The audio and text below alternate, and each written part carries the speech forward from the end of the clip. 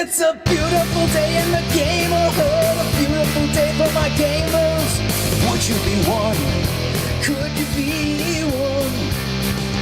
Shout about thunder, but don't despair. This colony's breeding great robbers. Would you be one? Could you be one? If the 80% mortality rate works for you, for a few bucks a month you can sign up and have the Hobbs kill you. So let's make the most of another Sunday. Brew up some coffee and play it my way. Would you be mine? Could you be mine? Won't you be my gamers? Won't you please, please won't you be my gamers? Hey everybody, welcome to Mr. Hobbs's Gamerhood. I'm going to turn off that music for a second. Tonight we're back and we're playing Hyperborea. This is our actual play with Zach in its urban setting in Khromarium. It's been a little bit, and you guys are gonna maybe be a little lost in the beginning, but hopefully Zach gives us enough of a rundown to catch us all up. I think without further ado, I will toss it over to the players and we'll have them introduce themselves and maybe a little bit about their characters. Oh, that's the wrong one. This is it. All right, so Stu's not here. So I just got a really wonderful picture of him. We won't worry about his character right now, but let's go with Robert. This is it. A really wonderful picture of him. We won't worry about his character right now. Is that coming in? Yes. Sorry, I'm trying to figure out where that's coming from. It's from my iPad. Sorry about that. All right, hi everybody. I'm Robert. I'm playing Denram. At first, I thought that was coming in from my headphones. That's why I was perplexed for a second there. It is perplexing. I'm playing Denram, who's a legerdemainist and of the illusionist school. Oh, that it? I thought you were going to say something like another worthless Robert Nolabert character or anything like that. No, I'm just kidding, buddy. Peter. Yeah, I'm Peter, and I'm playing Yathos. He's an Amazonian spearman. Spearman. It sounds like there should be a joke in there somewhere. Gabe. Gabriel here, playing Ulfan. He's a fighter, not really a fighter. He's a warlock of Khromarium called Stark. All right, so there's the players and our characters. And now I'm going to turn it over to Zach and take it away, buddy. Well, who are you playing? Oh, I guess I should say I am playing Elgasa, a Moor from the northern desert of Zambala. A reaver who's made her way here on a ship, pirating as we go. Well, missing this session would be Stu, who is playing Gethin, a scout. So he is occupied with other things this week. It's been a few weeks since we played, and I think that our last session, session 5, Hobbs, was not streamed. That was a little bit of a transition for us as we were switching from Owlbear to Foundry, just because got annoyed with not having all my notes in a BTG. So my attempts to go ultra lightweight failed, but the campaign continues. A little bit, who wants to recap where we're at? Robert. Why you always turn it to me every single time? Because you're fine. best at it. Well, I'm trying to see what my notes say, because my notes are a little messy here. Well, we do have that added bonus of like adding all the downtime information in as well. Right, and that's what I was getting confused with, is we had all that stuff with the downtime. But we made it to Theros Tim in session 5. Right, we headed to the Traveler's Inn in the village. We found out that, is it Duan's? Is that his name? Mm-hmm. Duan's caravan was attacked by some dogmen. Is that right? Right. Yep. And then he was in the infirmary at the fort. The fort had some trouble with bandits in the past. The Lord Mayor of Khromarium had taken soldiers from the fort to patrol the forest of Tragos, if I'm saying that right.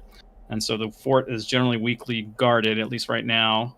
We headed over to the infirmary. We met the priestess of Yunde. Says not much could be done for Duan, but maybe if we go find a particular type of herb, golden wort, growing in low-lying pond, which we found east. There's a stream that led to the pond, reeds and lily pads all about. And then we collected enough, and as we were collecting the golden wort, we were attacked by a giant frog. We didn't kill it, but injured it enough that we sent it fleeing. And I think that was about it. And then we got the herbs back. We brought him back. That was enough to revive Duan, and we accompanied him back to Khromarium. We brought him back to Lazar, the jeweler. He gave us 100 gold pieces for returning him. And I don't remember where we got the circlet, but he told us a little bit about the circlet that we have. We found the circlet in a cave for, I think, was it the Toad's Cave? No, it was the previous session when you had joined that hunter to take out the ape. The four-armed ape, albino ape, yeah. You found it amongst the corpse there. Right, and he told us that somebody in the Sages Guild would likely pay us more, that there's something of value to it. Mm-hmm. Outside of just its worth to as precious metal and as a jeweler. Yeah, I think he said that he could give you like 50 gold for it, but if it definitely had distinctive markings that if you paid the Sages Guild to help you research and identify, that might turn up to be something more valuable to a collector or whoever those markings would be significant to. I think that was most of the session. We did cover quite a bit of downtime activities, so you guys, everybody kind of looked into different training opportunities, made contacts at Olthan. You made contacts at the House of Mourning in the Temple District, which is where the Cult of the Final Brotherhood administers funerary services. Denram applied to the Tower of Knowledge to join the College of Illusions there. At this point, you've just applied and are waiting to hear back, and you will be expected to submit your spell book for examination as part of the candidacy. Excellent. Gethin's not here. Iathos, you looked into what goes on at the gladiatorial arenas other than dragging people out of inns for frame up trial by combats. I learned about some of the goings on with the different gladiator houses. And Algasa checked out the waterfront and found out about a bit of a rivalry between the Merchants Guild and the Mariners Guild, as well as a criminal gang operating there called the Broken Crows, which seem to be playing both sides for whatever they can. Just playing muscle, hired muscle here and there. Beyond that, you got a number of other rumors, and I believe the decision was to pursue a particular one, which was the one I found about the missing Sages Guild people. Yes, that went into the old town, right? Yeah. Yep. Actually, we're not going to do that. We're not going to do that just because we're going to test Zach's GM skills. We're going to do something entirely different. I feel like we've been testing his GM skills for 5 sessions, so let's just let him go for it on the 6th one. Fair enough. But yes, the rumor of it was that Mentenis, who was a member of the Sages Guild, recently hired an entourage and went into the old city in search of Hyperborean ruins. This was about a month ago, and he has not returned. And the Sages Guild has strangely not made any attempt to recover him from this. That's right. So, how did you guys want to proceed with that? What is your avenue of exploration here. How long ago did he head in? Do we know? A month ago.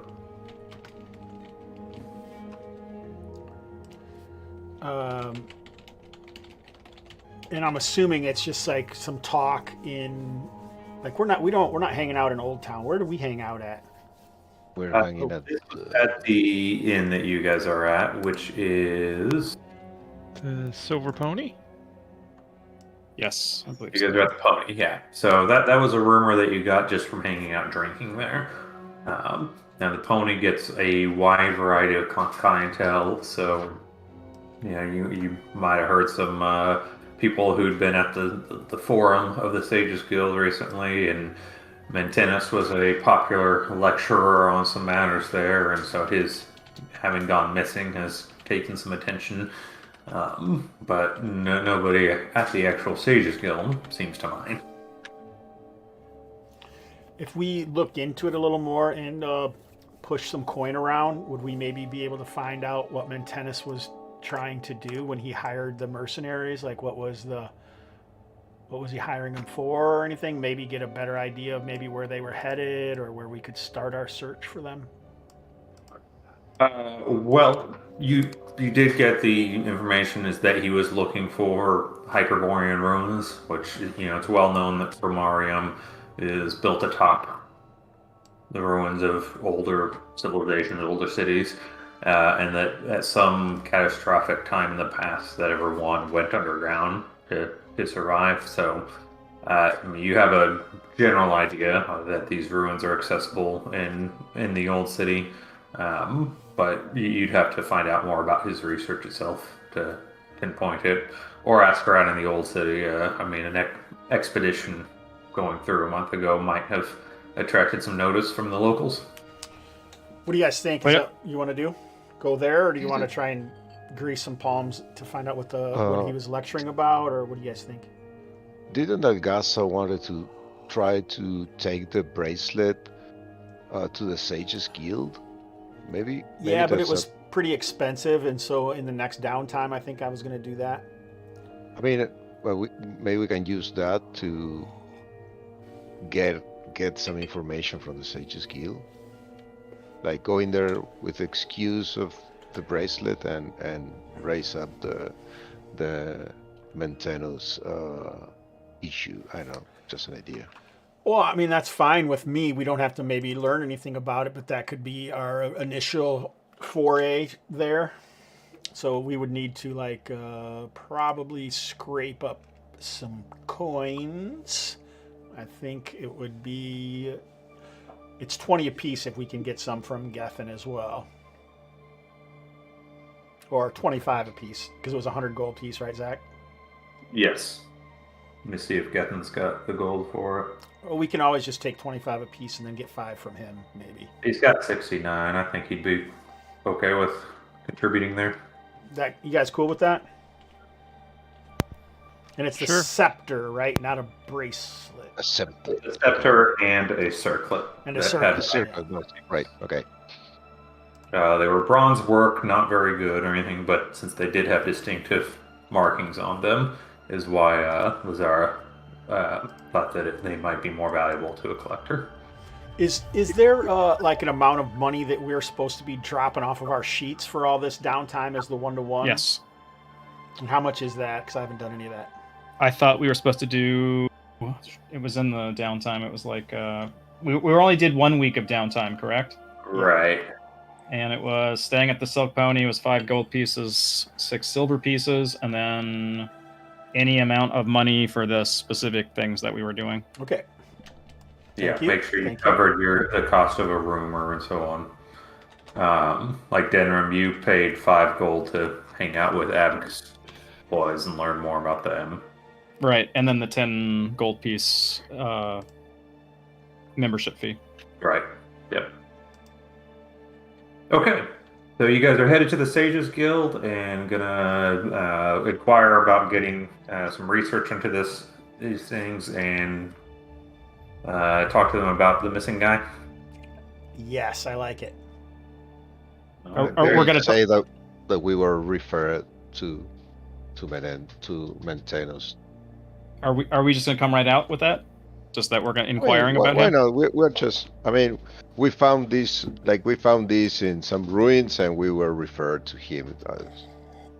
Even though you had learned that the Sages Guild has been strangely reluctant to look for the missing expedition, I don't know if we might get ourselves into trouble poking our nose. If we should be more sly, is what I'm saying. The closer it is, the simpler it is, the better. I like what Ulfin's saying is that we can say that we referred to him, and then maybe that will lead us to learn what his actual interests were, if those aren't it, and then who maybe they could lead us to for the downtime in the future. Okay, sounds fine. Okay. So you guys head to the Sages Guild. It is in the Crown Ward, and it's kind of over right in this section to the southeast of the arena.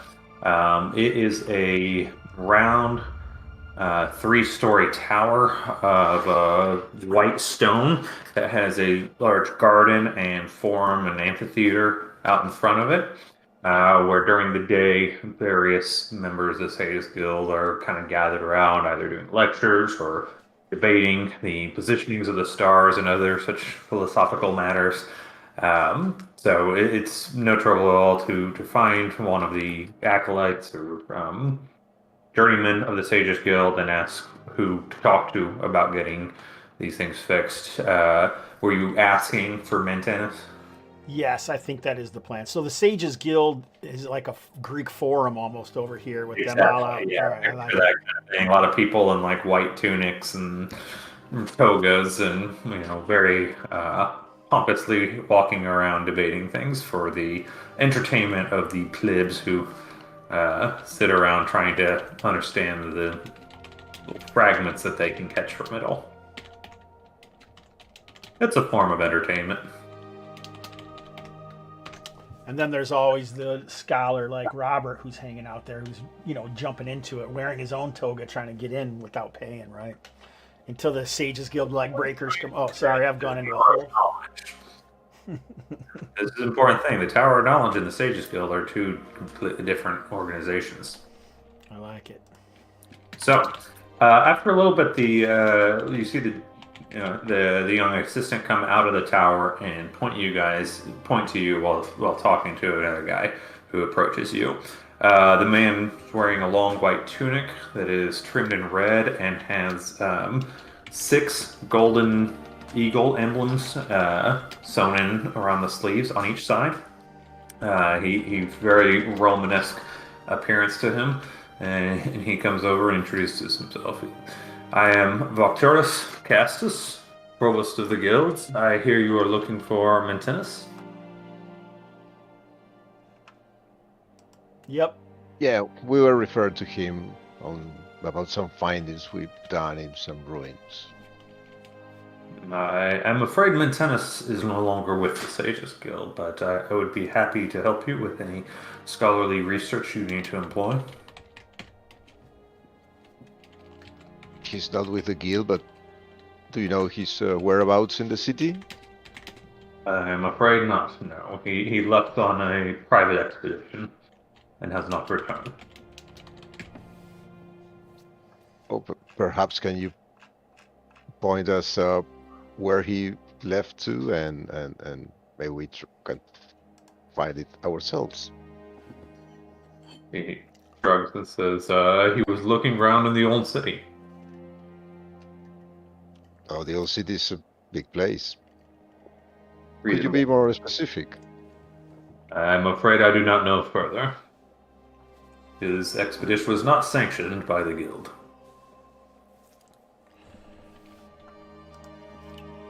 We have heard that there's a cost to look at these items. Perhaps you could look at them for us, and we have brought a small fortune for that.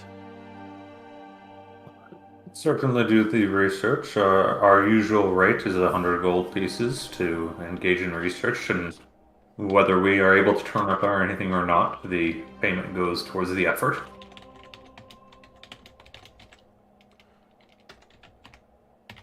Pardon, I come from a long distance.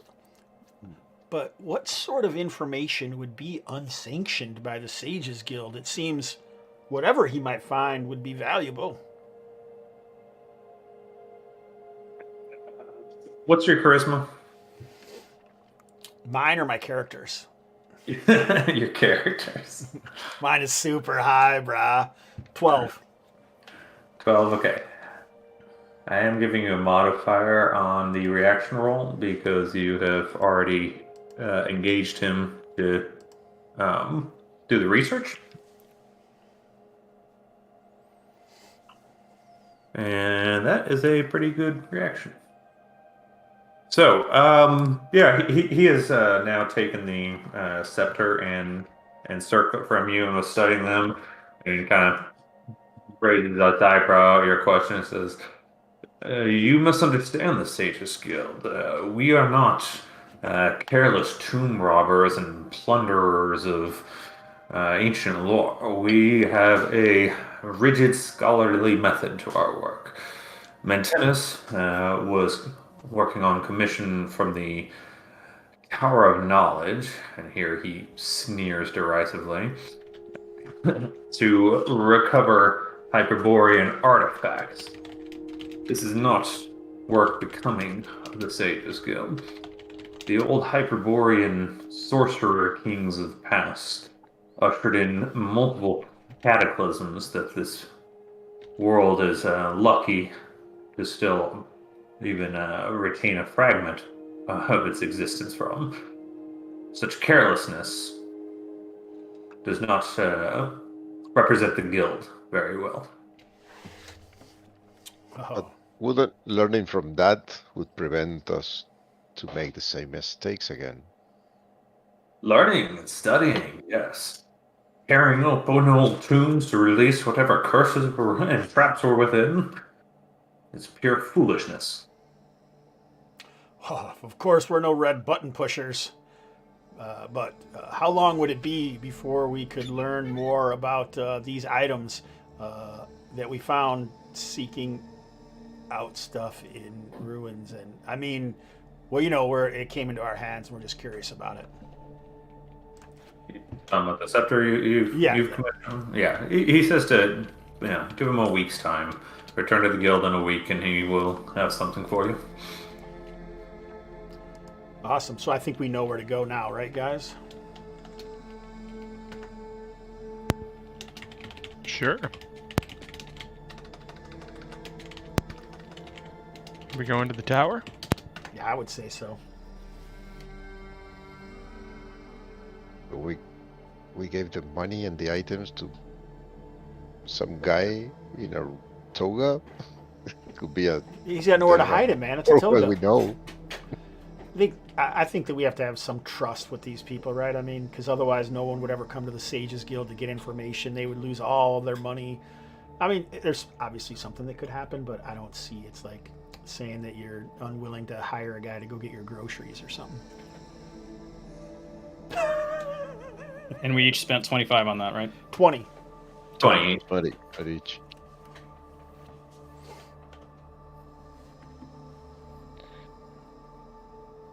But if we wanted to, I mean, we could always hire Justin or whatever his name is to keep an eye on the Sages Guild somehow. But I guess I didn't really consider that they would just keep our stuff and sell it. But you are one skeptical son of a biscuit. I think Ulfin smokes a lot of weed. He's very suspicious. Yeah, his eyes are all bloodshot. Squinty.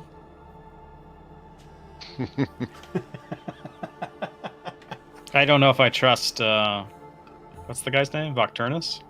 Oh yeah, that's a good one. I don't know if I picked that. Vocturus Castus. Okay. I don't know if I trust his view that they've sort of disowned Mantinus. I think this is just a cover. There's some inside politics going on. Right. It's basically we're not going to own up to doing these things. He seemed to make a big show of how this was something that the Sages Guild would not do. So he's just trying to cover his bases so that they run into trouble. He can go, we didn't have anything to do with it. This guy went off on his own.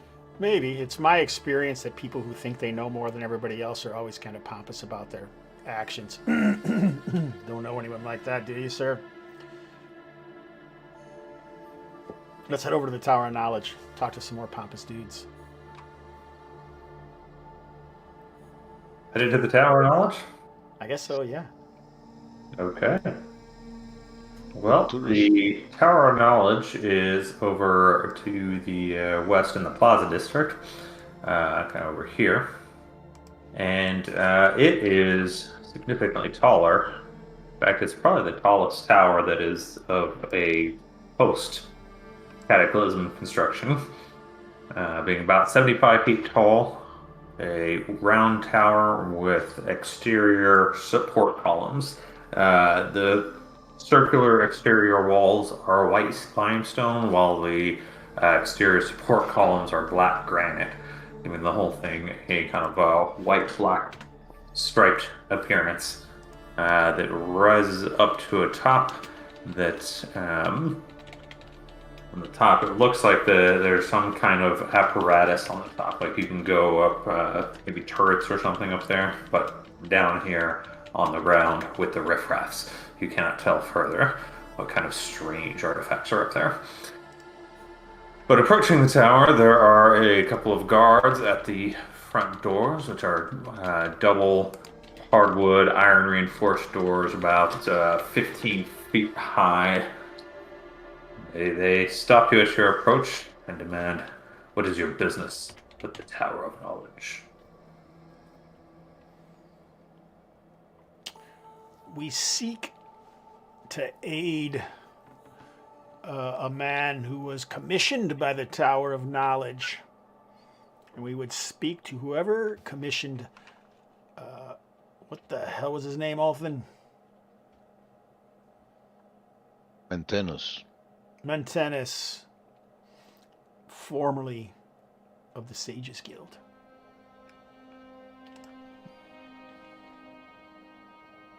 One of the guards, as you do not know who commissioned him.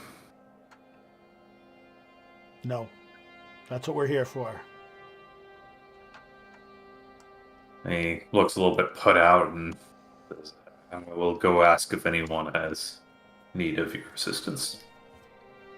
And very heavily pulls these giant doors open a little bit. You guys can just get a glimpse inside of a large foyer with floor-to-ceiling bookcases and some kind of massive bronze statue in the center before it is quickly slammed in front of your face.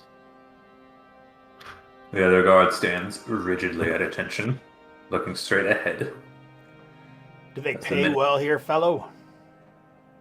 He glances at you and shrugs.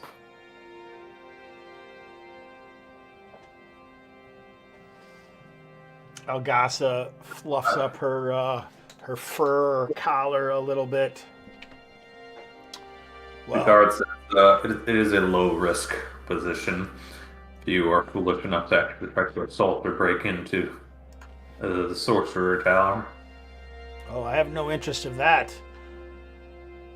But things like this, like who commissioned Mantenus, now that could have its own value. If a guard happened to see things about here.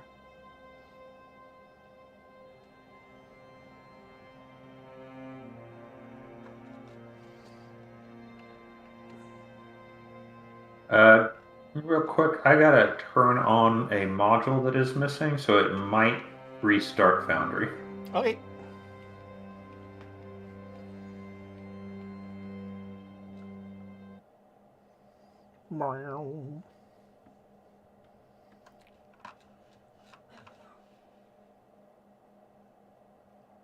Okay, you guys still on? Yeah. Yeah, not bad. Yeah, I've got a module for quick rolls, so I don't have to type out things for like reaction rolls.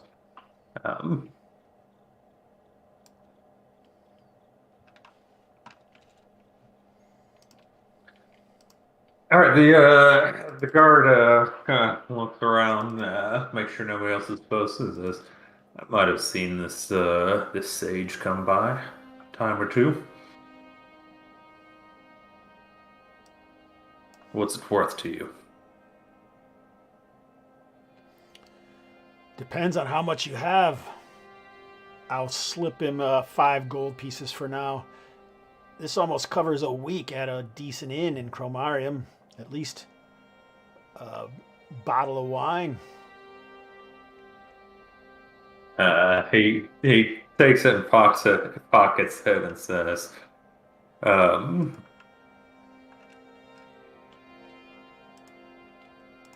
I cannot reveal the name of the sorcerer that he met with, but I can tell you that I overheard the conversation. He's looking for a particular tomb of a Hyperborean warlord called Erlon.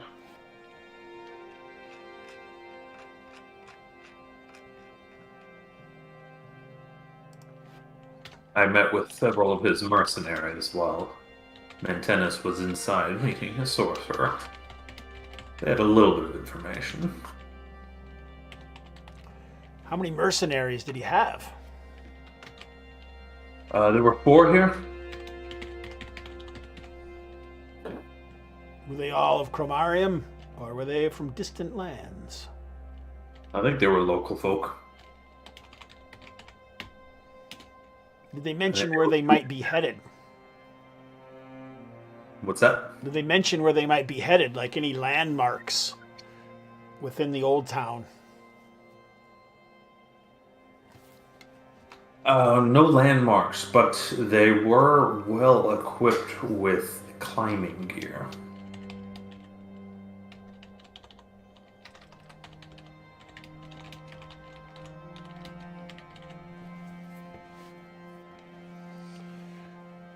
What would the tomb have in it that would be of interest to the sorcerer? He shrugs and says, the great Hyperborean warlords of the past, who knows what treasures they had. It is said that some of the greatest magic and technology is still buried beneath our feet. By this point, the door opens and the other guard comes out, and he shakes his head and says, "There's no one here who has business dealings with Mantenus."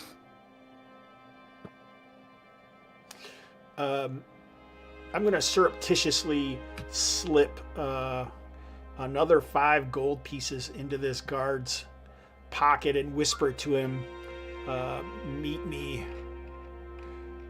at our inn once a week with any information similar to this.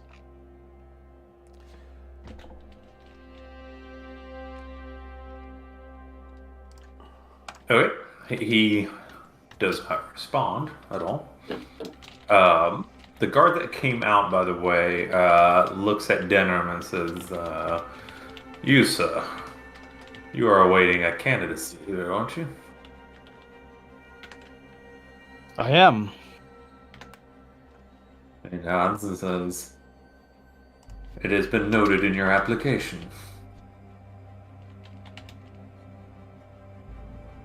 What has been noted? That you are looking into this matter.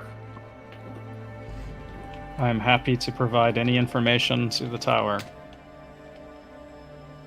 Well, should you turn up anything, be sure to update your application. We like to keep everything very current here. I'll do so. All right. So far, we spent a lot of money. We got to find some ways to make this money back, gentlemen. Are we going to head over to the old city? Hell yes. So we're heading over to the old city. Well, maybe we should buy like a grappling hook and stuff like that. Yeah, get some ropes. We're near the place here where all the shops are. The markets? Yeah, the low markets are low more on the east side, but you got time, you can run over there and basic stuff like grappling hooks and ropes, you can just shop that.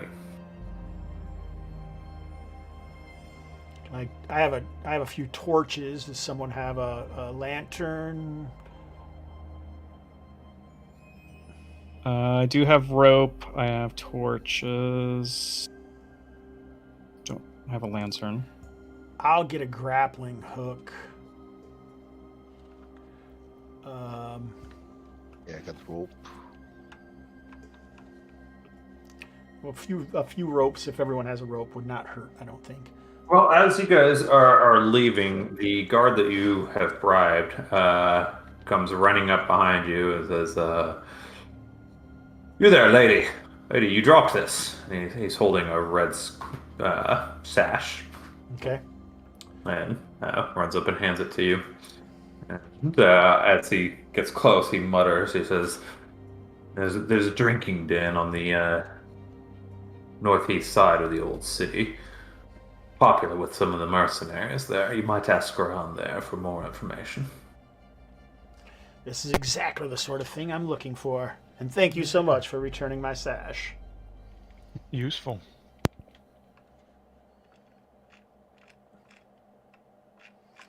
All right, let's head to the drinking den. Maybe we'll find out more information there. After we buy a grappling hook and some...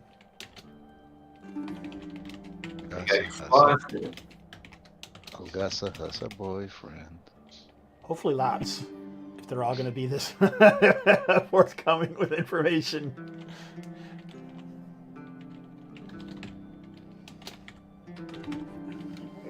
You guys making your way through the old city? Yeah, how much is a grappling hook? Does anybody have that info handy? I'm looking at that. Grappling hook's 15 gold pieces. 15 gold. Oh, Well, shit. I can get it. Let me get it. All right, do you want me to carry it, though? Or do you want to carry it?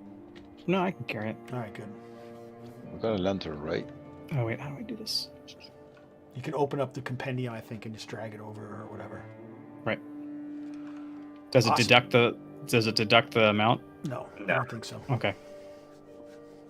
We're waiting for you to write that code. Yeah, but what about like every time you just pick up some loot? You don't want to be deducted money. But you could have a clicker or something that's detailed whether it was or not. Like a toggle. Do we have a lantern? I think Denram has one. Right, Robert? No, I don't. Okay. I don't. I have torches. All right, Yeah, yeah. Get a I think lantern. Stu had it. Okay, let's get torches then.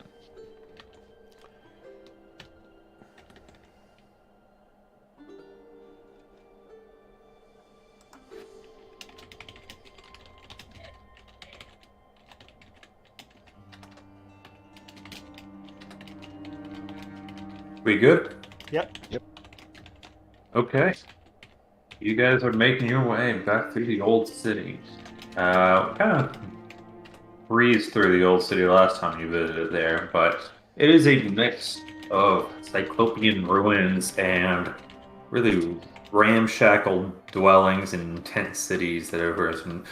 There are no guards that go through the old city. This is the province of people who can't afford to become citizens, pay taxes, live a proper life. A lot of itinerant workers come here, so much of the tent city is builders and the like that come for to work on projects, only to find that things have stalled out as local politics have kept anything from actually improving around here. Then a lot of the semi-permanent dwellings are the other side of that, as the people who have somewhat failed as society and are now living here. So there are the types of brothels that can't pass a health inspection, all kinds of beggars and thieves, gambling dens, lotus inns and the like. There's no cobblestone streets here. It is pure mud and filth. You're kind of splashing ankle deep in unrecognizable muck as you make your way through. There are stray mongrels growling at you at almost every house that you pass. The scent of death here and there, and at one point you pass an alleyway where you see what you're pretty sure is a corpse face down in the mud being picked at by a half dozen crows. This is a filthy, miserable place here. All the while, the ruined towers of this black basalt, strange construction rise over you and cast its long, dark shadows over everything. But even though you don't have very good buildings, you are still trapped in narrow streets and alleyways, and the sun is mostly blocked out here. But after a while, you get to the area that your guard friend recommended. And you see the drinking den, which is a little more than a open pavilion with about a dozen tables set out. There's no sign advertising the business or anything.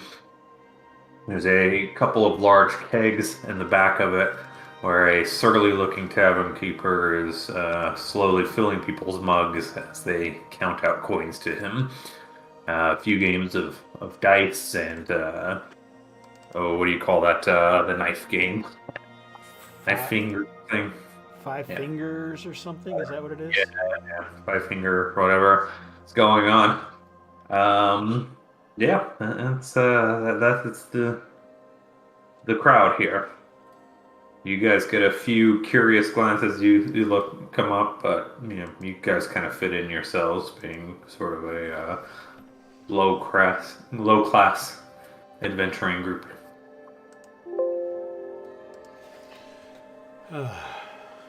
I guess someone else can get the first round.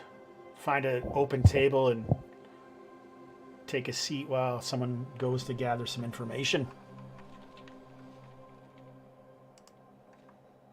Yeah, I got the first one.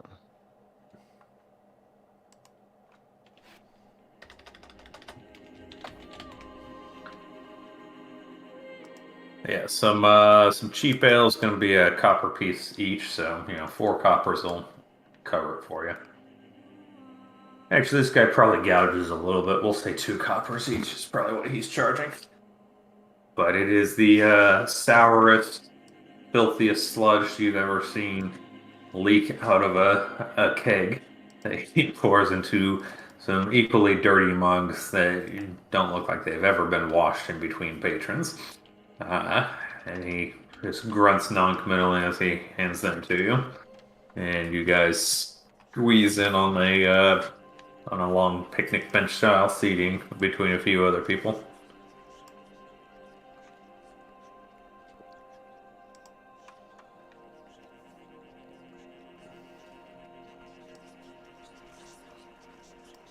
Okay. Oh, get him some information, Gabriel. Let's go. Show us your magic, brother.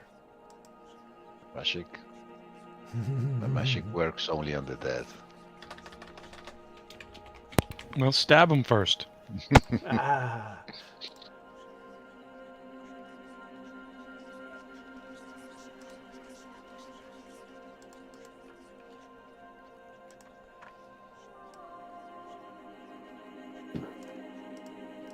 Does the guy ask when he brings us, is it a wench that brings the beer or? Yeah.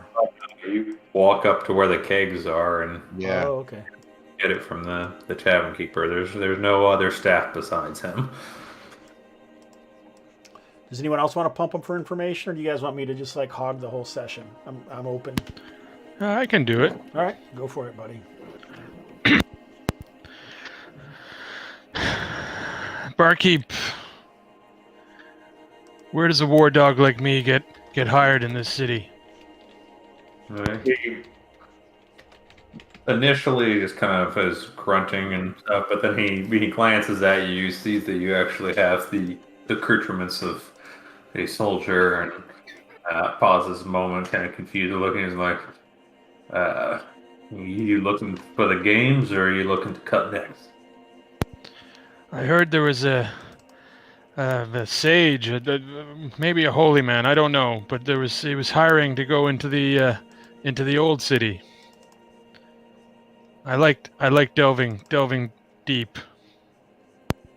Pouring another person's name while thinking about it. Is it sage liberal work? Looks around like, when was this? Oh, fortnight. I don't know. Time is different when you're not on the war path.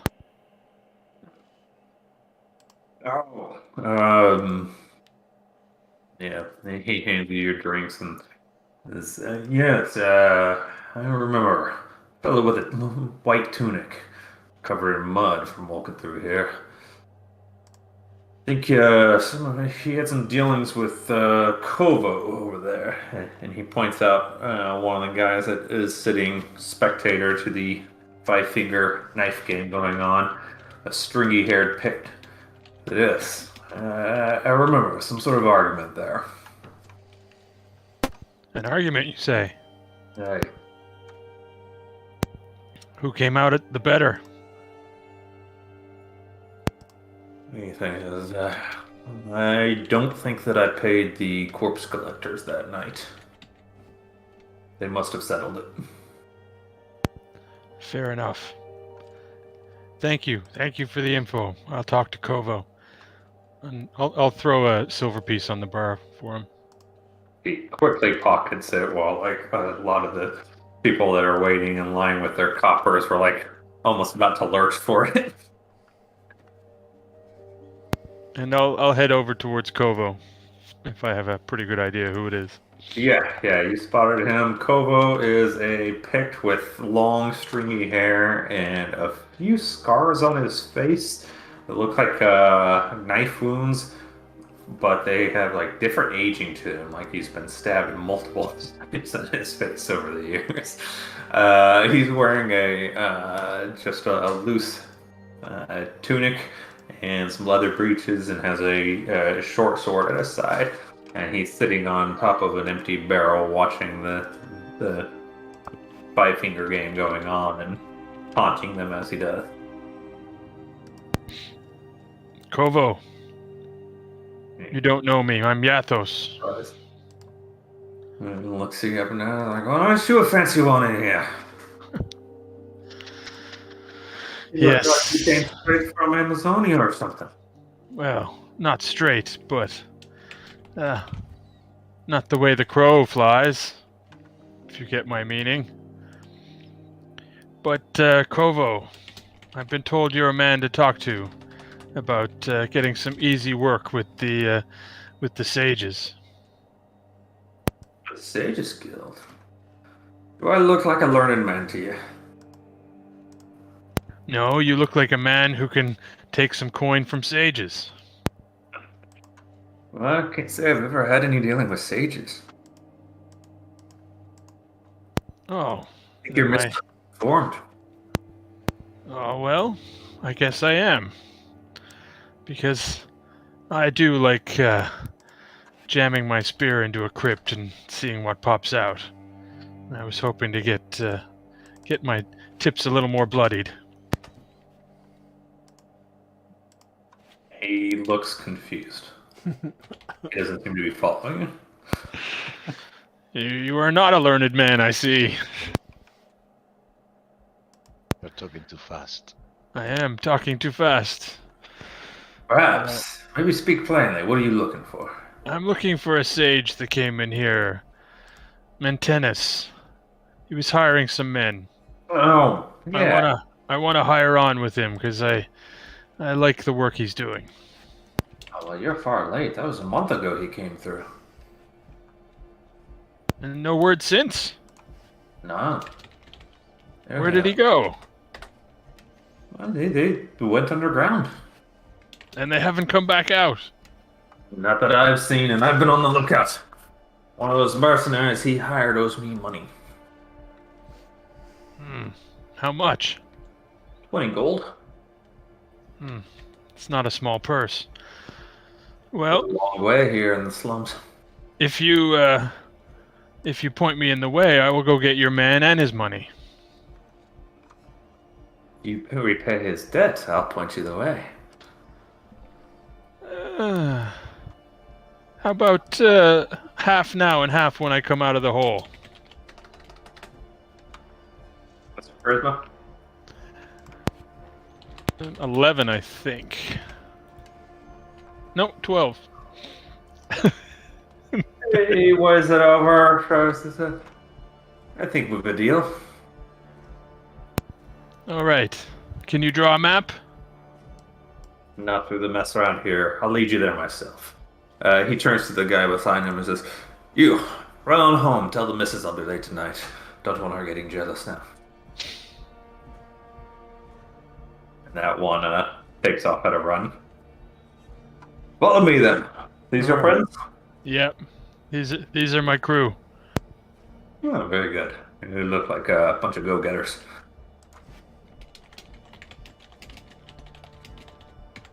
Finish up, boys. We're heading to the old city.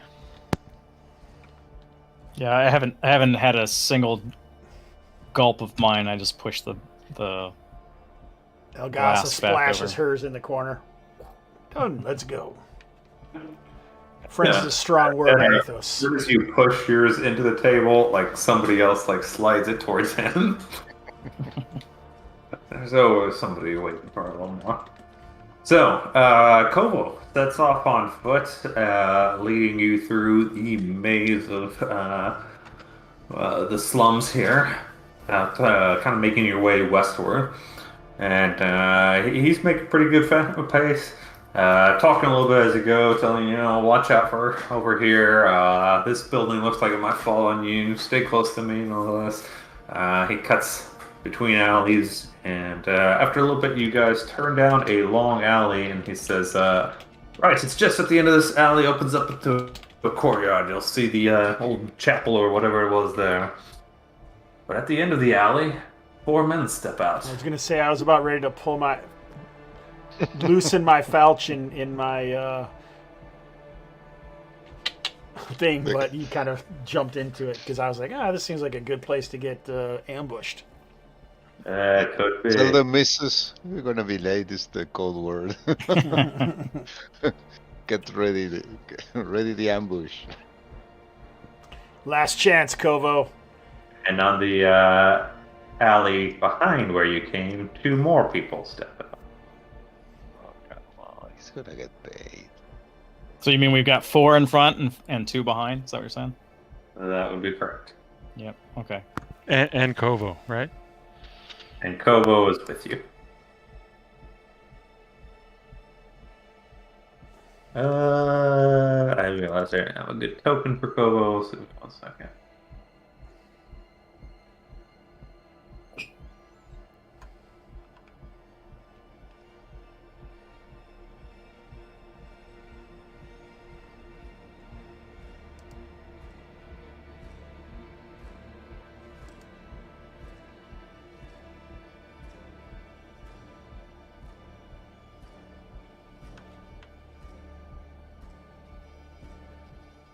Alright. You guys see all the tokens? Yeah.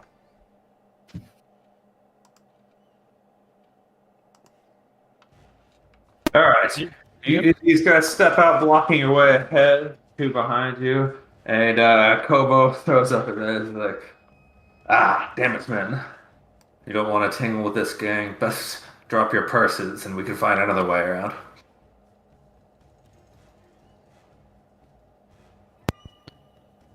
Kovo, if this is your doing, you're not walking out of this alley. Before he can say anything, the one of the bandits at the end says, "What'll it be, man? A few coins or your blood? I'll soak the mud here." These coins were very hard to come by. We saved our lives in the Colosseum. We've hunted great white 4-armed apes in the fens between here and Stonebrook. And now it seems we wet our blades in Old Town with you lot. So be it then, and they draw their swords and prepare to move in. Kovo starts to run to the side to just get out of the way, it looks like. Declaring actions. Any spells, any range? What are we doing? Casting Chill Touch. Yathos will throw a spear and then charge with a spear.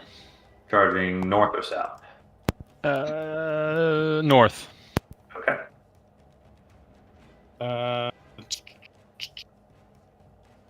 How far away are they? Is this about are these 5-foot squares, or is it They should be 10-foot squares. 10-foot squares.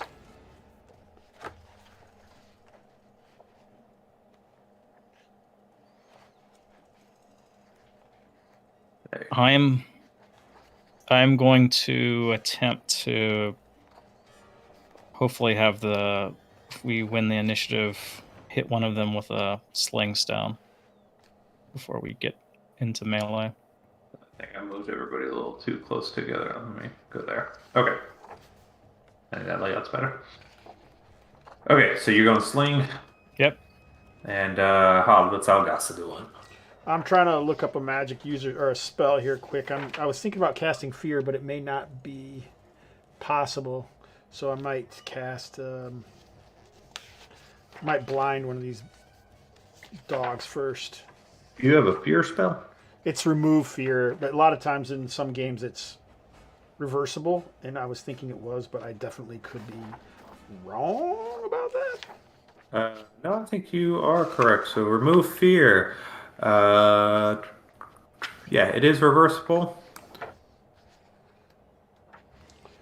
So Now with the reversible spells, though, you have to have prepared the reverse. You can't on the fly reverse it. yeah, well, I would want the fear version, not the remove fear version, because That does make sense. yeah. But it requires a touch attack. Target is struck and fails a sorcery saving throw. They will flee. I think 1 round per caster level. so. How are you going to try to? Can I ask you, does that? Oh, they're gonna flee for 1 round, or it sticks around for 1 round?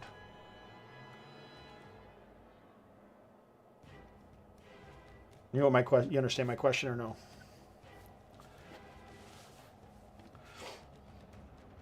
Duration is special. Yeah, because the effect lasts for 1 round per caster level. So you're a caster level 1, so he'll flee for 1 round. Yeah. How long? I mean, like, does it only last for my touch attack or until I actually hit? If I miss, is it gone or? It's gone, yes. Okay. Yeah. I think I'll If let. for some reason you weren't able to get a touch attack in this round, like I don't think it would go away until you've tried to do an attack.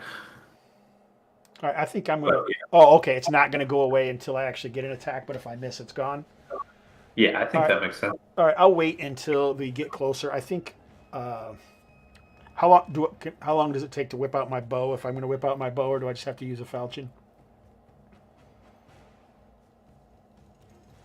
Are you asking if you can cast a spell and switch weapons? No, I'm saying I don't want to cast a spell yet. I'm asking if I could. What is it? Can I switch weapons or not switch weapons? It's been 20 days, so I don't necessarily remember exactly what our process is. If you're switching weapons, you'll automatically attack last. Okay. I don't think they can reach us in that amount of time, so I'm going to do that. Unless they charge. But would you have a weapon drawn already? Did you already have your weapon drawn? You had a falchion. Yeah, I have a falchion. I said that's what I loosened in my belt. And like, are Okay. there any doorways or like alleys or nooks and crannies on these walls around us? No, it's pretty much just the backsides of buildings. Okay. Yeah, I think I'm going to try that anyway. Switch into the bow. Yeah, and I'll step more in between, like back maybe a step or something to let Ulfin be up front. Okay. All right. Initiative. You guys win the initiative. So, Kobo's moving over there. Denron, go ahead and take your shot and point at your target for me. So how do I do that? I click that select targets button. I mean, you can just point at it with your cursor. See. Okay, Yeah. then I'll pick this leading edge one here. Okay. Take a shot. Were you able to see that? Yeah, I got it. Okay.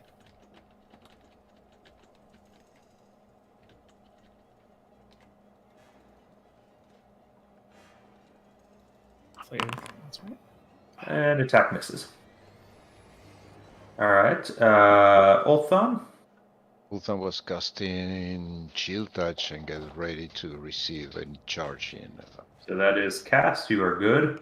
Yeah, Algasa, you are gonna do last because of that.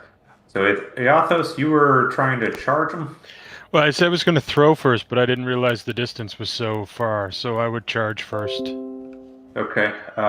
Your movement is what? 30.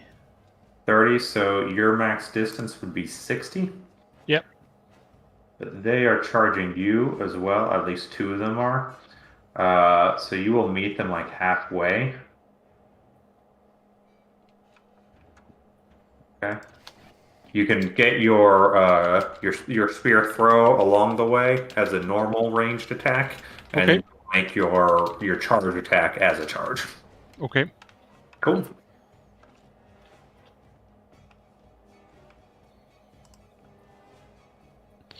And let's see.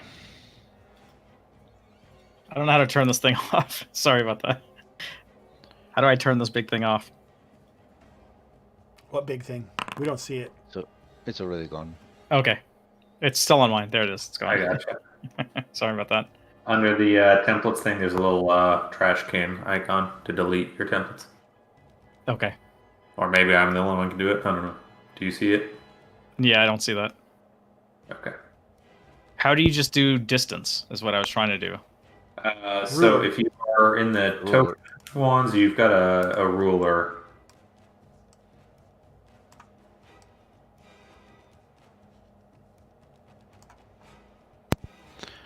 So, Zach, I Yeah, missed. that is You your missed. throne. Yep. All right. That one misses. And go ahead and make your attack as a charge. Charge attack gets a bonus to damage. And your AC is penalized. Man, you guys are not rolling good tonight. Not yet. It'll come. All right. Two of these guys are attacking Iathos. What is your AC with the penalty? What's the penalty? For a charge attack? -2. I think it's a -2. Let me just check.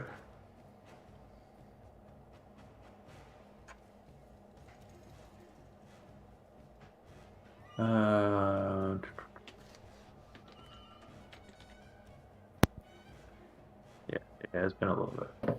It has. It does. It. You don't think it like that, but it definitely takes a little bit. -1. -1. All right, yeah. Yeah, charge the Oh. same plus 2 bonus damage. Though they So- lose any dexterity to AC, if no dexterity bonus apply, -1 AC suffer. That's right. Lose AC, which you do have, so you'll be at a -2. So my armor class would be a 4. Quick question: are these one hit die guys? They are, yes. So go ahead and make your extra attack. Thank you. Yeah, good thing.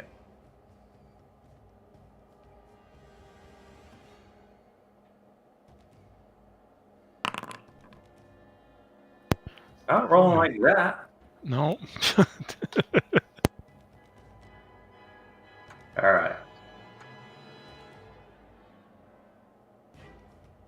Well, luckily for you, not rolling better. Those attacks miss.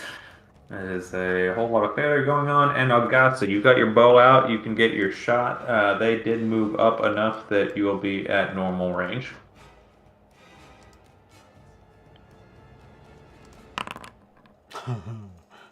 Hey, that'll be a kill on one. Nice. You shoot and strike one of them dead. Okay, round 2. Two of these guys are engaged with the Athos. The other one, maybe the other two, are both going to come in and surround him. They're not charging. They were coming up a little bit more cautiously than earlier, but they are all close enough that they will get into melee. If you guys don't win an issue, they'll be in melee first. So Iathos, you're going to be in your melee. You are you've got weapon specialization, right? Yep, mastery in the spear. Yeah. Yep. So you will be with double attacks this round. Ulthon and Gassa, what are you two doing? I am firing. Okay. You are shooting at the back one. Yep, down here. Okay. Because one Hold of on. these guys is dead. Yeah. I'm gonna wait. If she kills the remaining guy, I'm gonna go and help Yathos. Okay. What's your movement? Likely 30. Yeah, probably. Okay, so a double move would let you get into melee with them, but you wouldn't be able to attack unless you want to declare a charge at the start. You could charge them, but then you couldn't wait to find out if Algas is getting her attack. Because they're going to be moving up a little bit to surround the Athos. No, I'm not gonna charge. I'm gonna move. Okay.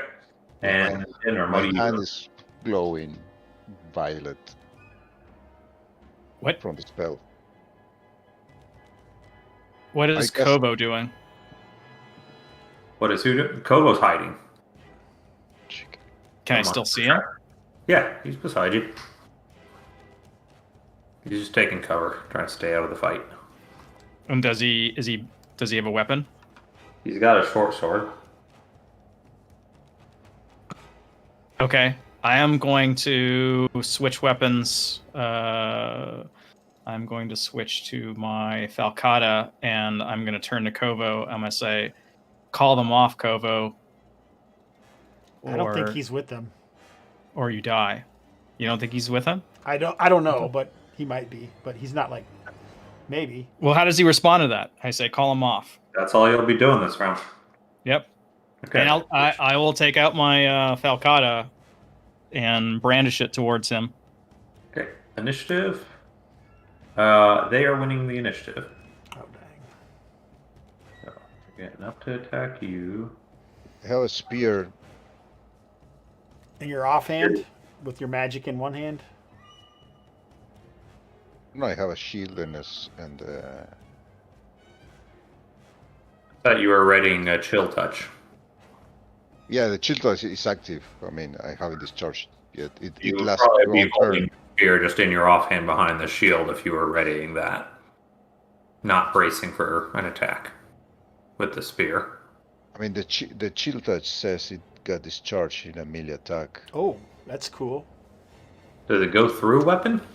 It says with bare hand or a melee weapon. It does go through a weapon. So I mean, I'm Oh, hell yeah, that's pretty cool. Okay, so you do have the range to attack him, and the chill touch will attack through it, so go ahead and make that. Yeah. The next roll struck bare hand or a melee weapon. Man, that's a lot better than the chill touch I remember.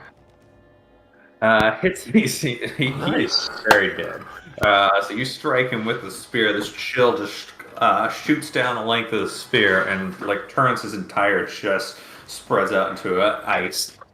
His heart goes to ice and then explodes from the shattering strike of the ship. He's very dead. Okay, unfortunately, Iathos is in bad shape. Iathos, your AC is back to normal, but you are getting flanked by two people. The two will be attacking you normally. Two of them will be, you treat your AC as two lower. So the two normal first. And so Come on, 6 Yathos. you're good on both of those, and then the other two, these need to hit AC 4. Damn, Iathos. You are bobbing, you are weaving, you are parrying, you are deflecting. Doing damn well there. The big damn shield. Algasa, so this guy died before you got your shot off. Turning around, the rest of these guys are in a melee. You can fire into a melee in Hyperborea. It's on a natural 1 through 3 that the attack would get randomized. Okay, I'm going to do it. I think that's a good chance because even if it's randomized, it's only a 25% chance of hitting you. So, did you say I have a -2? The attack is at -2. Yes.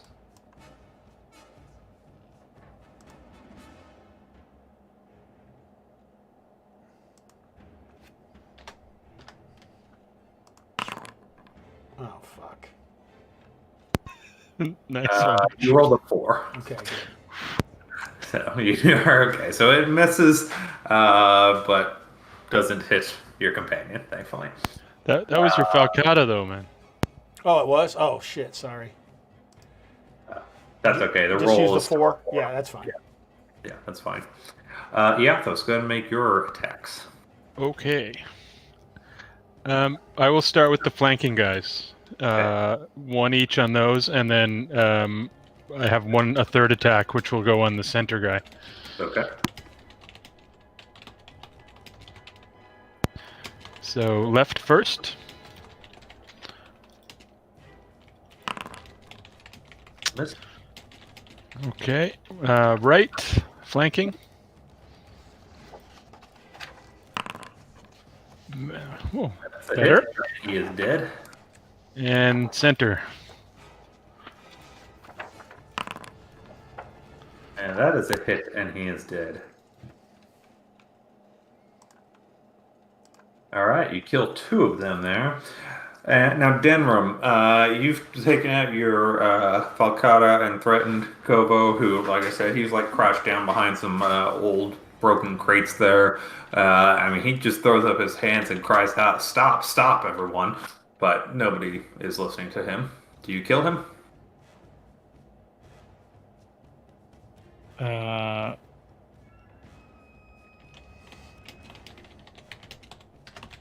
I'm going to grab him and hold him with my blade against his throat. That's what my intent is going to be. I'm going to try to disarm him and then try to hold the blade against his throat against all these attackers. Okay, go ahead and make an attack roll then. It's a melee attack. All right, with the Falcata. Sure.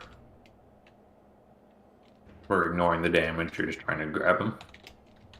Actually, well, hold on. Hyperborea has grappling rolls, doesn't it? Yep. I think they're actually okay too. Successful attack. If There he's you go, trying to grab. escape, he got a saving throw. Alright, so you do a melee attack d20 with strength attack modifier. If they're in heavy armor, there's a -4. They're not. So yeah, you just make a regular melee attack. Does your Falcata have any bonuses? I don't believe so. Yeah, it wouldn't be magical or anything, so you can roll that. It's fine. Okay. Oh, nice. All right, you do hit him. So he needs to make a avoidance saving throw. That'll be a 15 for him. This is a public roll. He fell. So you do have him grabbed and Falcata on him. Okay, round 3. These guys have fallen. Don't I get another shot? Oh yeah, you do have 2 shots this round, don't you? Go ahead and take it. All right. There's my another opportunity to hit Athos. Here we go. -2. Roll. There we go. AC 3, that'll be a hit and another kill. I've got your back, Amazonian. Alright. This guy definitely has to make a morale check. Wow, he made it. Rolled a 2. So he's gonna keep fighting, apparently.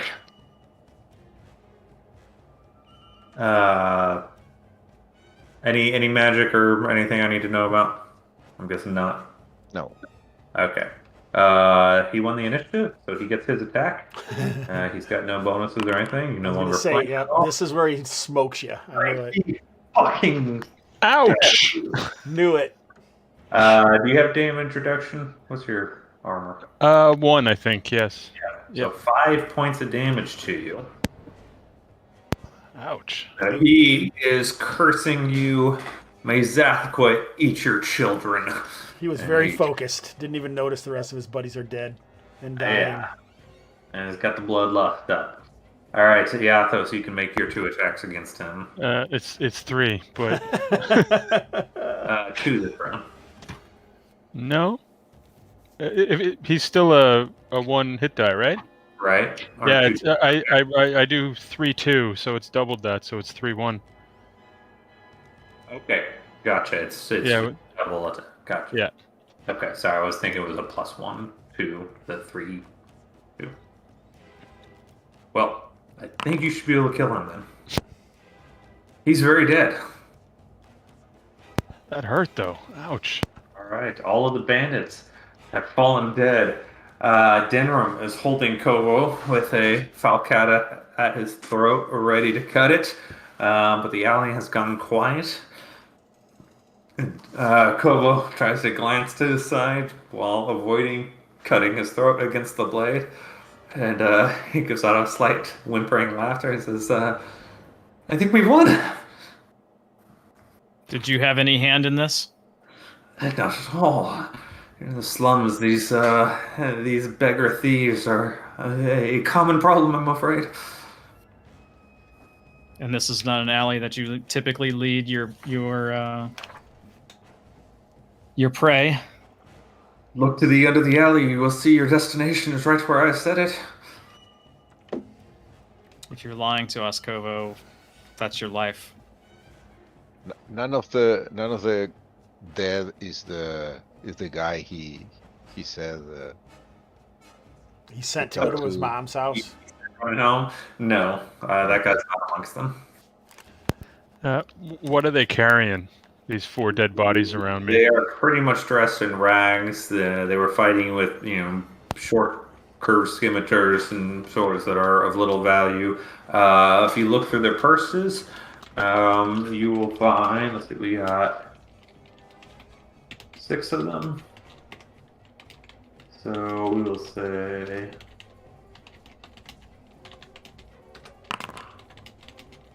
you got 28 coppers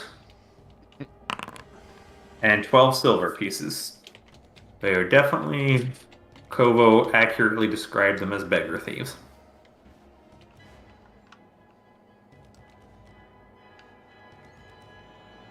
Agasa seems a little saddened as she is trying to cut her arrows out if possible. I warned you. 50-50 on the recoveries. Do you release Kovo? I asked him to give up his blade. I mean, you've got him held. You can just take it off him. Okay, so I just take it off him, and I just said, "You're gonna walk us up there." Yeah. He leads and the way. And I'll loosen him so he can. Yeah, he leads the way up the alley, looking at the gruesome remains of the thieves there, and kind of shakes his head. What a waste. And continues on. At the end of the alley, it does open up into a courtyard, as he said. And at the far end of the courtyard, kind of nestled between the remains of 2 towers, is a large, kind of dark gray building that is about 80 feet in length, 30 feet, or 40 feet wide, with a high peaked ceiling. And he says, there, some old assembly hall or something. That is where they mounted their expedition. I will warn you, that is an accursed place. Some particularly foul stench reeks out of it, and some horrendous creatures have crawled out of that building before. What do you think they sought down there? He shrugs and says, old Hyperborean treasures. What else?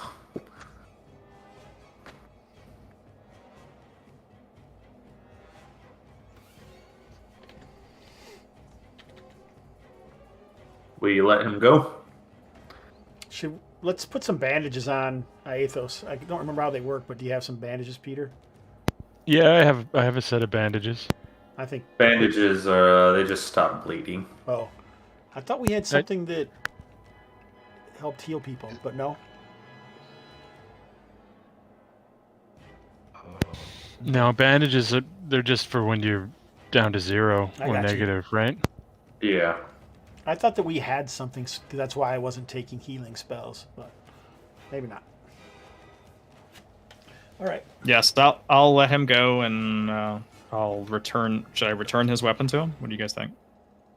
Yeah, maybe you should say, hey, we'll leave alive, but wait here for an hour or 2 in case we need your aid to escape, and we'll bring you your money back as promised.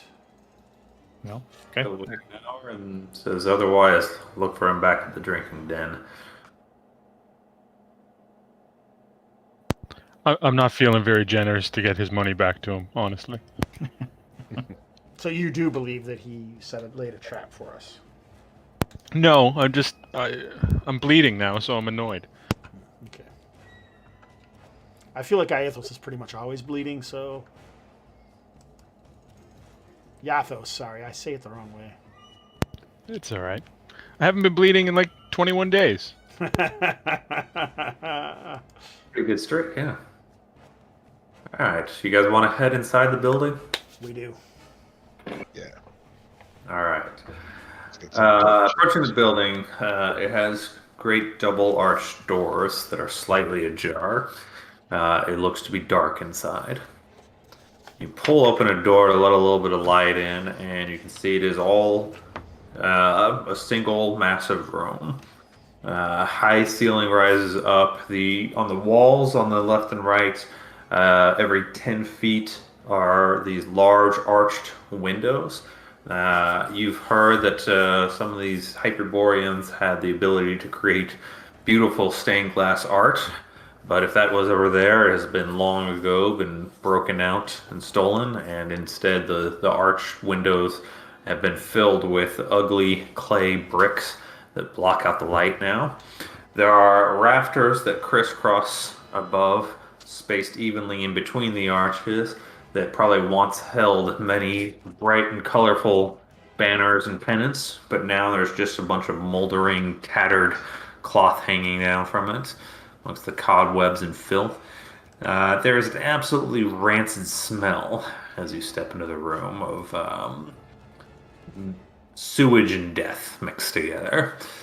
The room itself is largely bare of any furniture, except at the far end, there are stairs that rise up about 10 feet to a large dais. If there was once some altar or throne or something on there, it is gone as the dais instead sinks in to a 30 by 30 pit.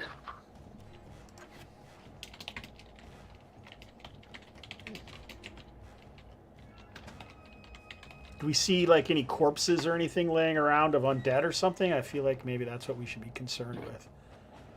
No, the room's pretty empty. There's just vermin, rats scurrying away from you. Does somebody light a torch?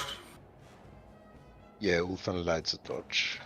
Okay, Ulthan, you light a torch, and the rats kind of scurry away from the light of it, and you cross the room to this pit that has opened up, sinking in, and you can see that the back 30 feet of the entire building is actually sunken in a little bit, and you see large cracks going all the way up the walls, as if the entire back half of the building is near ready to collapse down. Do we see any ropes or anything?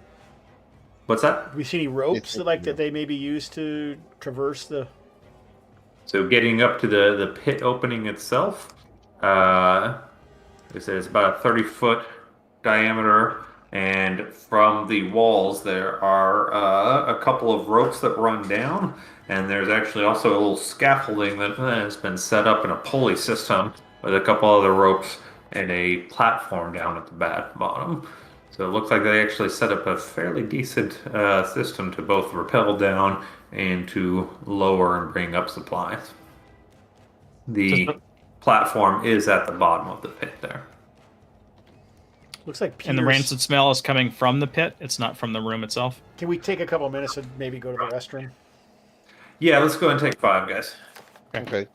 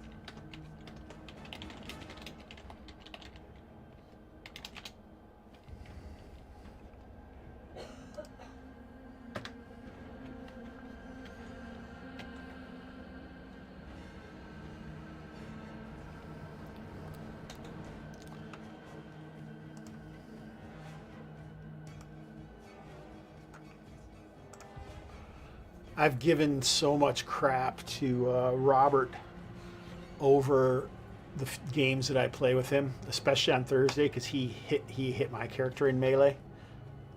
I feel like Peter's been in my games before and has been the target of friendly fire.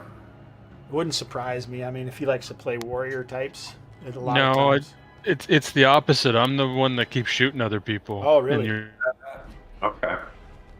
I knew there was some friendly fire incidents involved. I don't think we have view of whatever Your other map you game. moved us to. Yeah. What's that? We don't have view of the map you moved us to. Yeah, I know. Okay. I mean, I'm going to assume that we're going to climb down the pit, but we haven't yet. That's the plan, yes. We're moving down there.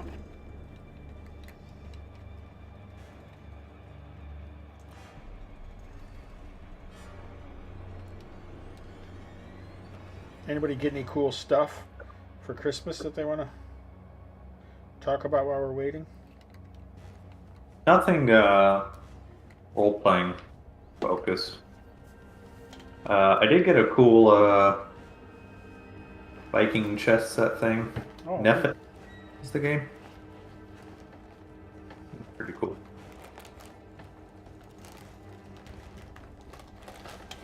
So I did get this. Into the Yard? Mm-hmm. This is the remastered version that Free League put out with McDowell. Okay. Lots of information. I'm trying to learn more about the NSR because I might be able to run some games that I want to run with that particular type of rule set that I don't need to necessarily make a bunch of other shit up, to run with another one. In many ways, it's not really very narrative. It's not a story game at all. It's very much almost stronger rules in some ways than a regular, just like a Hyperborea or OSE game. But there's just less of them, which means you're, it's kind of like Macros said in Arbiter of Worlds. Is that what it is? Yeah, I don't know if you ever read that or not, but the whole concept of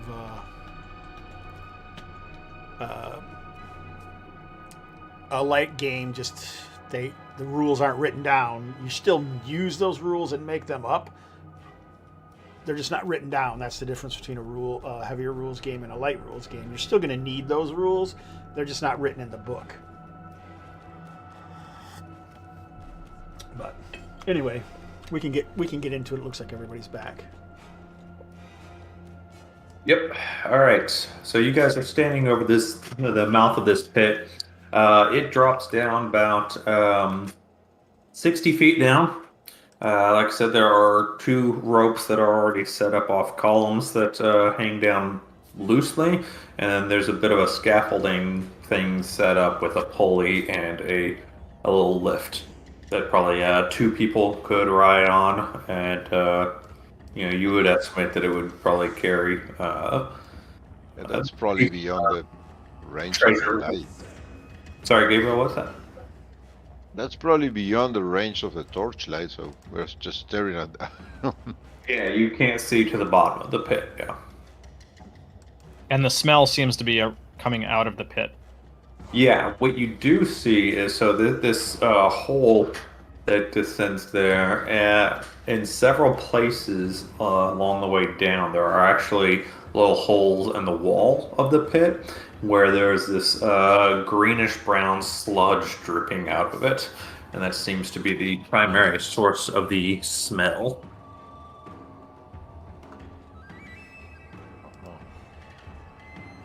Is that freakish to us, or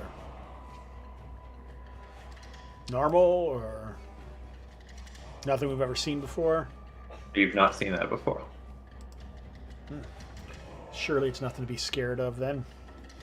And there's nothing else of note in the room itself around this pit.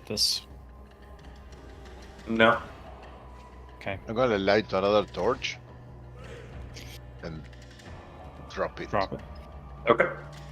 So it falls to 60 feet, and I'll give it a 50-50 if it lands, goes out or not. It does go out when it lands, but you do see that it lands in a cave at the bottom, and just before it goes out, you can see that the this green stuff has kind of accumulated and seems to be flowing in a stream to the southeast, and it landed on clear ground, but rolled into that stream and went out when it rolled into that. Okay.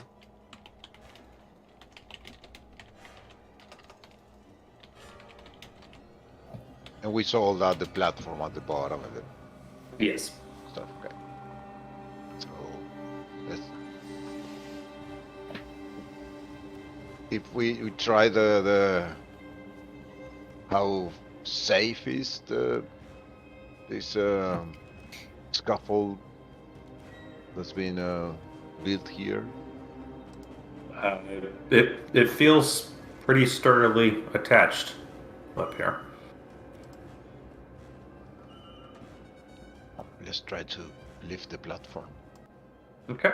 You work the pulley, and you hear, kind of groaning, and the platform rises out of the darkness up to the top.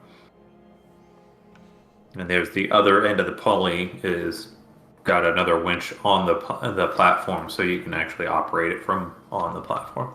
Both sides, okay. Did any of that sludge get onto the platform? No, it is came out of the other side of the room.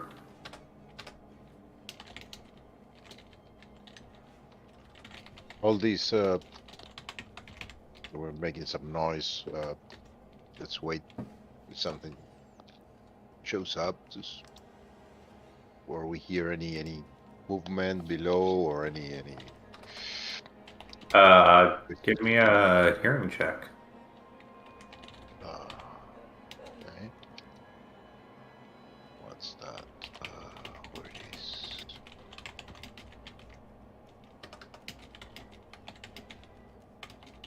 Listen, that should be here. You do not hear any noises from down there. Just the slight trickle of the stream.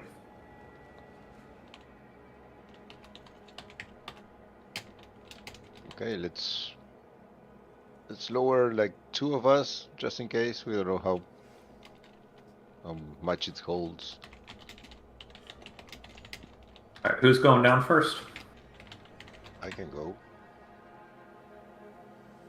Anybody riding with Ulfin?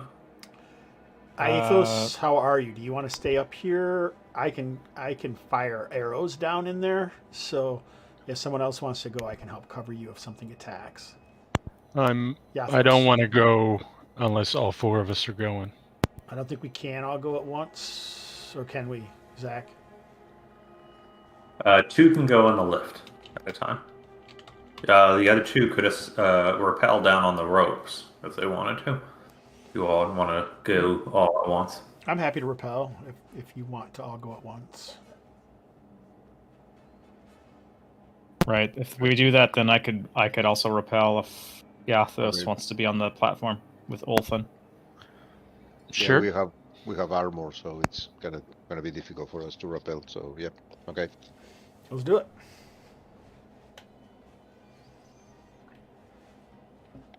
Okay. Who was repelling? Denrum and Algasa are repelling. Okay, you are both thief types, so no roll is necessary.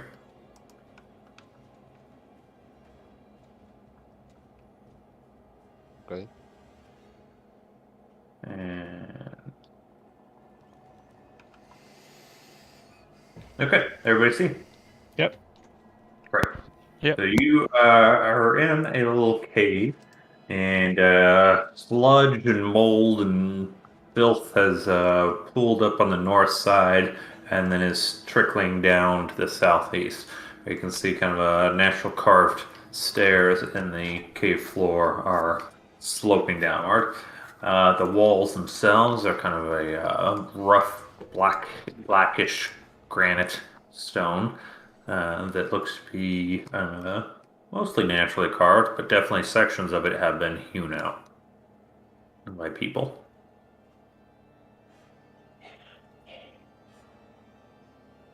Right.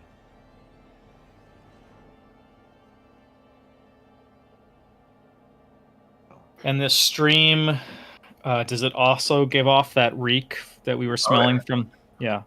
Yeah, it stinks. If we get closer to it, and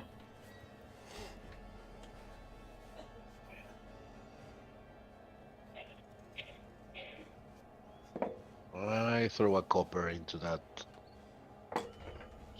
stream. The stream's only about ankle deep.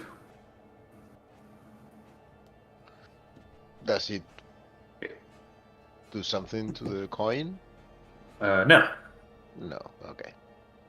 right, and I'll take my dagger and I'll just kind of like move it around in the stream and then sort of pull it up and see if is it really viscous or is it just pours off like typical water. It comes off just like I mean, it's a little bit thick. Okay. But yeah, it does come off it. It's not burning it or anything. Range. And let's do it there because Ulthan, you were in the lead. You do see a creature coming up the stairs as you guys are splashing around the stream there. It's moving its way. It is a large creature, about 8 feet in length, that has kind of a centipede-like face, but 8 tendrils are coming off of it as it moves up. Something's. There's a creature there. It's coming toward us. What's everybody doing? Firing. Legasa's shooting. Yeah, Athos will pull out his sling and use that. Okay. Ulthan is holding the torch on his shield hand and ready his spear. Yeah, and I'm going to wipe off that goo from my dagger, place that back, and take out my sling. Okay. Are you going to hold the line against it, Ulthan? Who has the torch? I have the torch. Ulthan.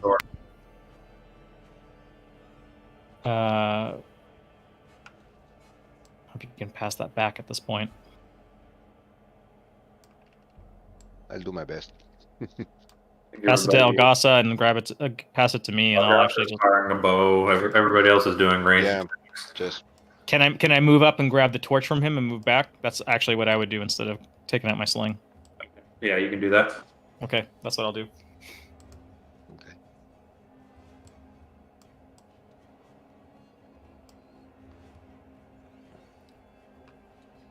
There you go. Cool. Okay. And moving up. It is moving in first. That doesn't really matter because you've got the range on the spear and the weapons, so everybody can make your attacks first. Okay. My spear. Oh, shit. All right, I think I know what this is. Yep. Spear misses it. No. That was a sling. Sorry, sling misses it. Yeah. That's the spear. There's the spear. You stab at it, but it's really thick hide. Oh no, AC 5 does hit it. Sorry. You hit it. It's not as thick as it looks.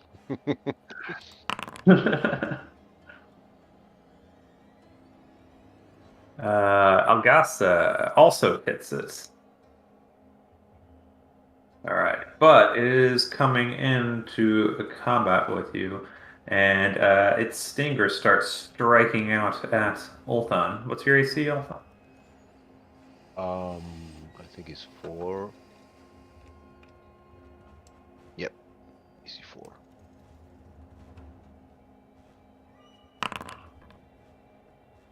Oh no. Well, the other ones don't matter. Make a paralysis save.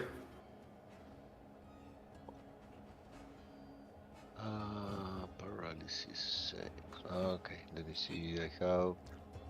It's not poison. Okay. Paralysis. Yes. Yes. Unfortunately, there's still 6 more attacks coming at you. What? That's He's the got beauty of 8. that's the beauty of these. I feel like if you make one save, you should at least be protected from that whole round or something. The stingers keep on striking you. All right, that was 3 more saves to make. 3 more? Okay. 1. Looks like you can just click the button. There you go. You don't need to do the other. And there you go. All right, so you guys see he gets stung a whole lot by this thing, and he just goes rigid. We know what happened to the other group. Do we have a paralyzed? Yeah, I'll put it as the prompt one. Okay. So this thing has come out of the sludge, struck him with all these tendrils that paralyzed him, and starts moving in to try to grab him and moving to swallow him. What's everyone doing? Yeah, Athos will try and grab him and throw him onto the platform. Okay. Algasa, Denham? Can I fire again this round, or? Yeah, you can still shoot at it. Yeah, I'm gonna keep on trying to just fill it full of arrows if possible. Okay, Denham? I don't know if I've got the torch in one hand, can I still use my sling in the other hand? No, you would need to load and. Right. So Yeah. I'm just gonna make sure we've got light here. Okay. You guys win the initiative. Do I get a second shot or no? Yeah, you get 2 shots. Oh, not last round though, just this round. Yeah. You're a 3-2, right? I don't know. I'm not a master fool or I can't anything. know what everybody's characters do in addition to the NPCs. So you gotta figure that out or you'll always be the lower. All right. I'm not specialized or anything like that, so. Okay. Then you're probably a 3-2. Okay. Perfect. So go ahead and get your shots.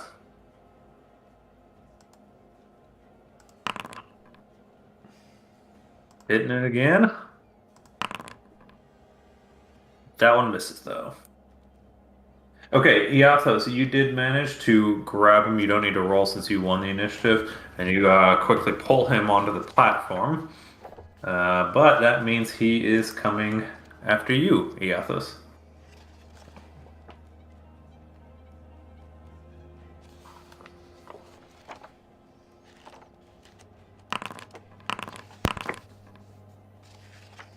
Miss. Miss.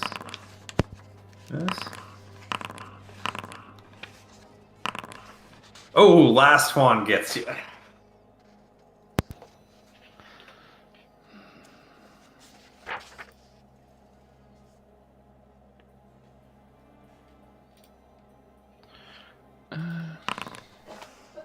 You saved.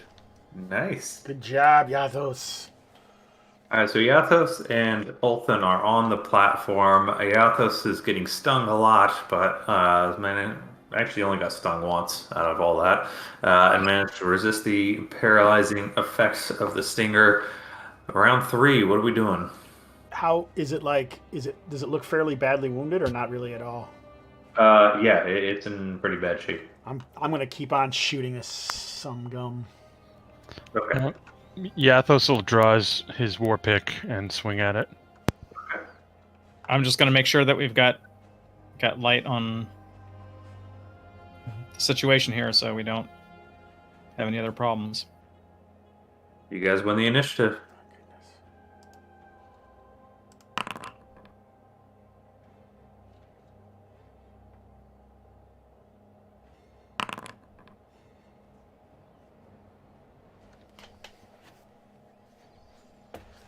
Miss and miss.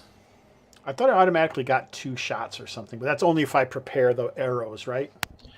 Prepared Nope. arrows will increase your rate of fire. Yeah. Okay, that's what I think you automatically you get 1 the first round and 2 the second. okay. That's what we're doing, so that makes sense. Alrighty, Athos, you're continuing to be attacked.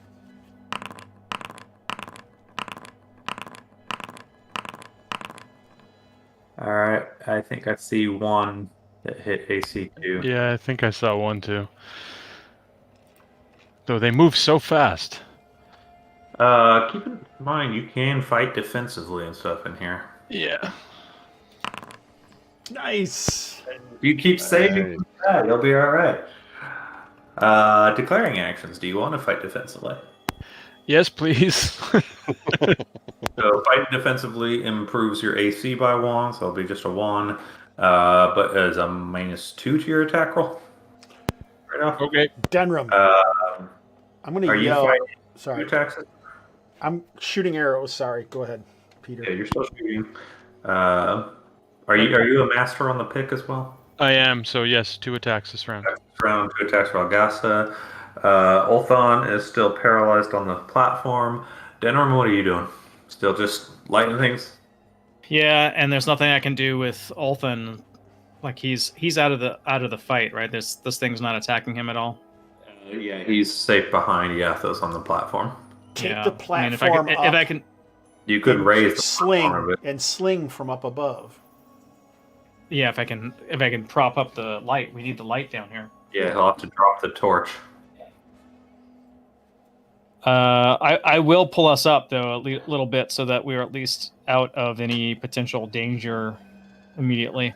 You can spend this round raising you and him, like enough off that the stingers can't reach you. And then I'll Alright. just make sure I keep the You guys torch win the out. initiative again.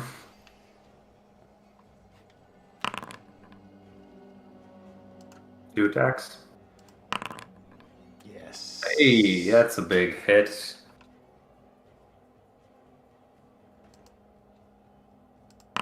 Yes. And that will Nice. I was actually going to have him around. Yes. They were down low enough.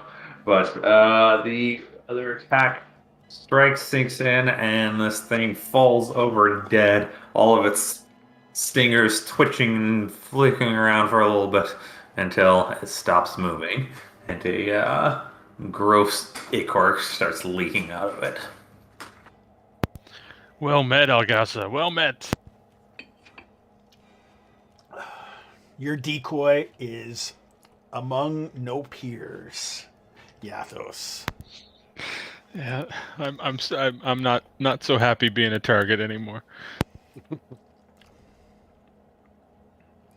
Wake up that slacker, Ulfin, Yeah, and let's I see if lower we us can back find what down. happened to the rest. Alright, so you guys look over Olthan, and he doesn't seem to have any significant wounds at all, but he is just very rigid from the sting, and you have to wait a little bit to see how long that will take. Can we slice into this thing to see if it's eaten anything? Sure. It seemed to want to swallow Ulthan, so maybe it has swallowed someone else recently. Okay, Olthan is out of it for over an hour. You guys will need to light up another torch while you wait. That does give you time to cut open the gut of this thing. You do find mostly the most digested remains of some vermin, as well as these horrid-looking, almost lobster-looking creatures. There's a couple of them that it seems to have eaten recently. They are about 2 feet in length themselves, and have a little bit more formed legs than a sea lobster, but they do have their pincers, which have been look like they would do a bit of damage. No humanoids, though? No humanoids in this thing.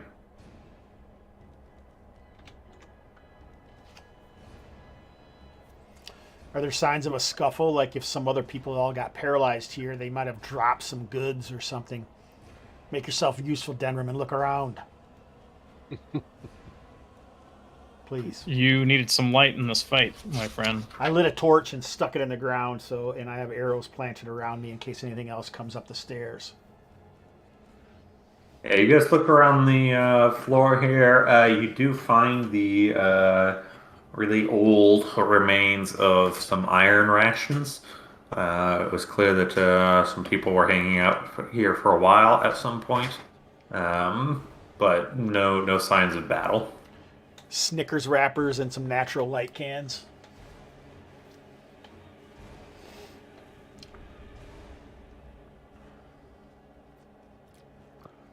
All right, good work, fellas.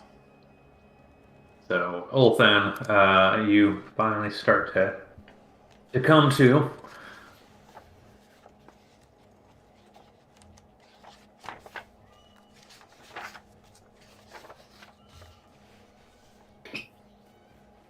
All right, you guys continuing on? Yes. What time of the day is it?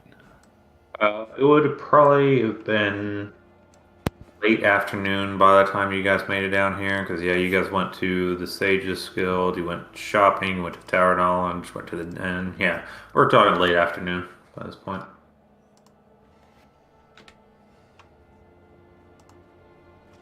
I'll leave one torch burning here, and if it goes out, it goes out. Then I'll light another torch to carry along. Okay. Do we want to try and tie this platform down? Just in case? No one's messed with it for a month, Fair. but they also didn't have Kovo up there. I think we're all right.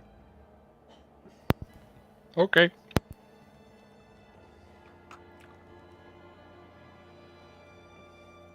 All right, who's leading the way? Golfing again, I'm assuming. How big were the crab creatures? About 2 feet in length. How much damage do we think one of the pincers would do if it hit us? Do we see like a bunch of gouges out of this creature, like it's been affected by them, or not really? No, it seemed like it swallowed it fine, but it might have paralyzed him. Okay. It would take maybe a couple lucky shots to hurt any of us too bad, is basically what I'm guessing.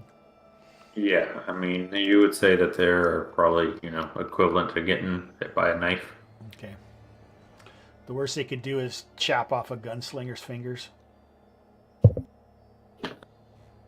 That's an illusion. Sorry. Go. And so far, this all looks like a natural cave, right? Yes. But not the stairs, or the stairs are natural beneath it as well? Natural. Okay, well, let's go.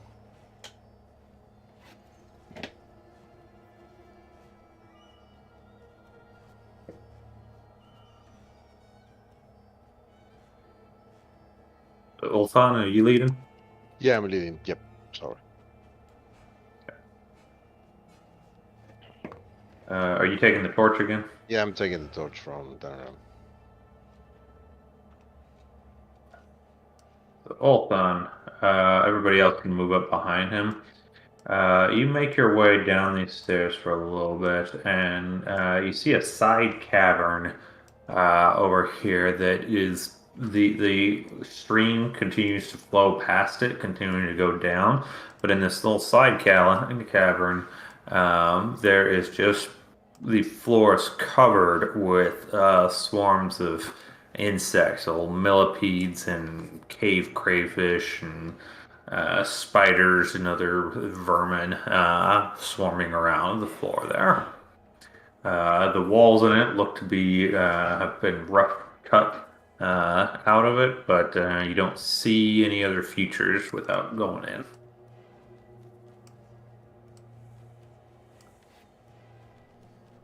Well, you should at least check to see what's going on in here, guys. Yeah, let's see if the creatures go away when I step into the. Alright, so Ulfan, you move in, and yes, a massive swarm of these creatures will start going towards you to attack you. and mass. I try to keep it at bay with a torch. They're insects? Yes. Did anyone Quite bring any insect repellent? They are rushing the entire area around you guys. Let's keep going, and I'm gonna try to keep them at bay with a torch as we fall back to the stairs. Okay. Well, you'll automatically have the initiative on them. Anybody else doing anything? Keeping back, I guess. I mean, can we like smack at them with our? I think I'm gonna just like hold my bow in my offhand and try to smack as many as I can with my shield. Okay. Iathos? I got the wrong weapon for it. I'll also start smacking him with the shield. Okay. Denham? And how close they're swarming us? Is that what you're saying? Yeah, it's a massive swarm. It's going to fill the area. Then I would have my Falcata out, and I would just try to smash them with that. Okay. Everybody go and make your attacks. What's a shield smash? Melee attack.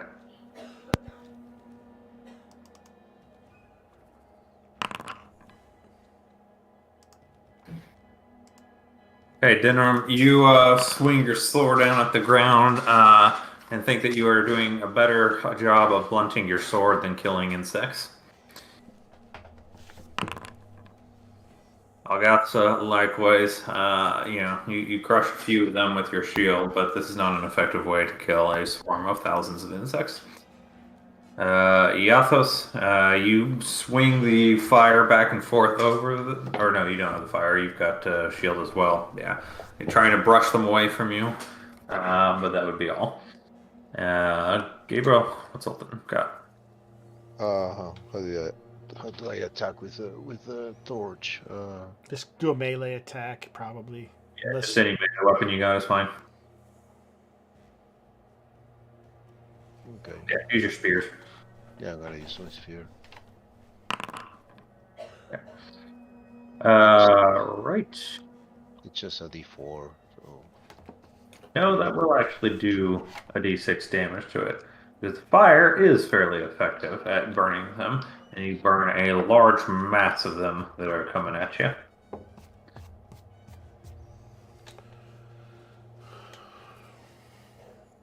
But this swarm is going to attack everybody.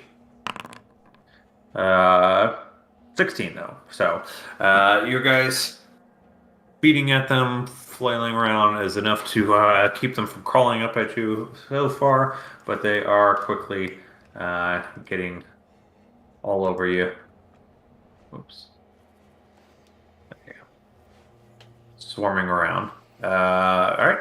Anybody want to change up tactics? No. I'm gonna get swinging the torch. But everybody else's attacks are not.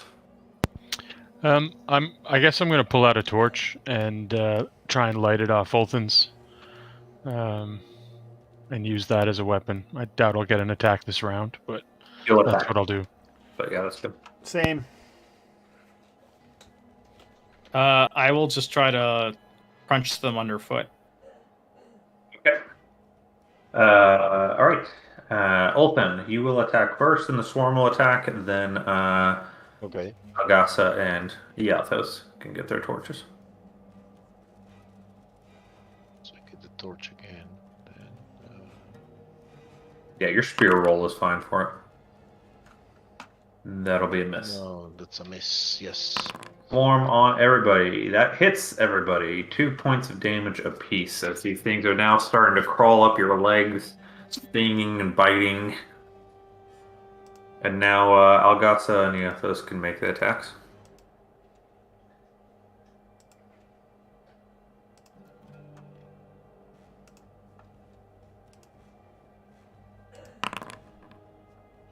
Ooh, I hit AC 0. I guess there'd be no strength modifier, but nice. You didn't hit AC 0. No, I rolled a 0. I mean, sorry, wrong terminology. You both rolled 1s. Yep. All right. And meanwhile, Denram, you are trying to stomp on them to no avail. All right, round 3. All of our torches, go ahead and continue to attack first, and then the swarm attacks. Denram, do you want to do anything else? Well, if that didn't seem to do anything, then I will join in with Torch.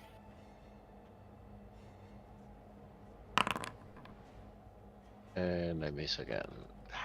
Athos has been able to cook a lot of them. And the swarm attacks. Everybody with AC 6 or worse? Anybody? I have a 5. Yep. Yeah, 5. You're good. Everybody's got better than that? Okay, Yep. cool.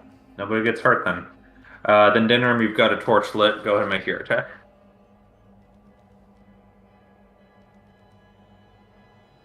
It's fine to just use anything. Falcata. Yeah, any melee is fine. Yes. Nice roll. That will actually be enough to finish off the mass of them. So you guys are all flailing around with torches lighting up the burnt insects everywhere, and what few remain you are able to stomp with your feet now, or see the last of them scurrying away. Everybody is feeling a little bit stung. Ogasa, did you not adjust yours? I did, but maybe I did it the wrong way. Yeah, it looks like you adjust your max. You changed your max instead of your current. Permanent damage! Is that better? Or...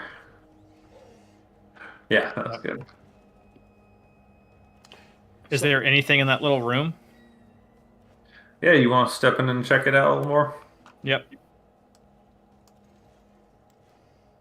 Maybe they may camp here or something. Got swarm.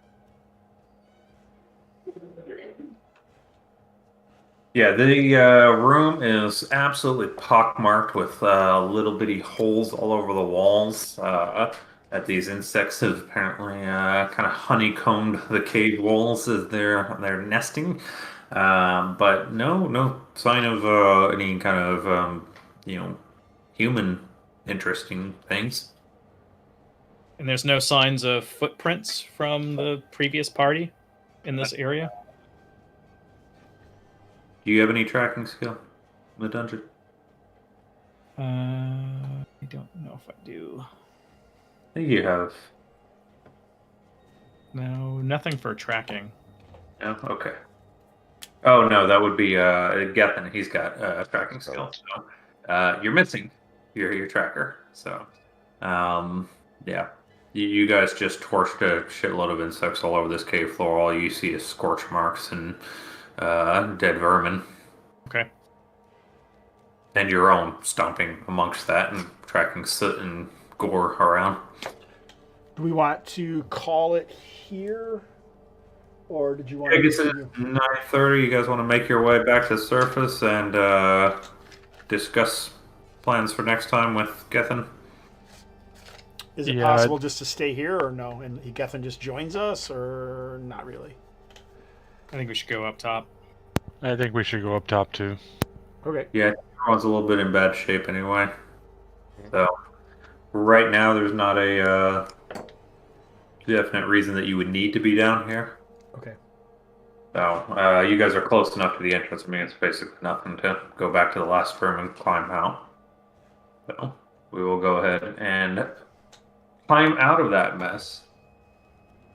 So, you guys have found the supposed entrance to the Hyperborean Warlord's tomb, but so far all it appears to be is some kind of sinkhole of filthy mud and carrion crawlers and insect swarm. Not very promising maybe for treasure delving, but maybe there's something further in.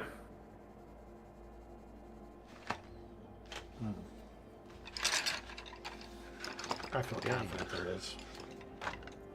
Are we gonna camp here? Or are we gonna go back to the inn?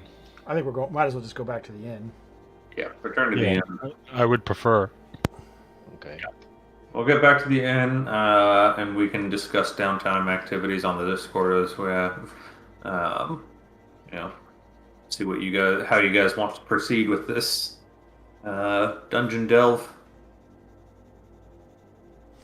All right. I guess I will. Is there anything else you wanted to cover, or do you want me just to wrap it up on the stream here, or what? You guys got any questions or anything before the stream ends? Did everyone take their share of the coins from the bandits? No. No. How much is it? High quality treasure you guys got. It was 3 silver and 7 copper each. Nice.